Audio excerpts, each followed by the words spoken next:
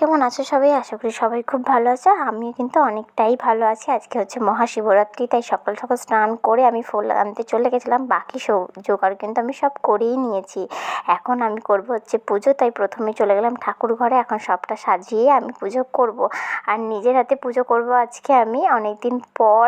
আজকে যেহেতু শিবরাত্রি, আজকে চন্দন বেটে নিলাম। এবার আমি এখানে আগে চান করিয়েছি, তারপর আমি ঘি মাখাচ্ছি, তারপর আমি চন্দন দেব। ঘি মাখিয়ে তারপরে আমি আবার ভালো করে সবটুকু সাজিয়ে নিয়ে আমি এখন শিবের মাথায় জল ঢেলে নিচ্ছি। আশা করি আজকে সবাই তোমরা শিবরাত্রি করেছো।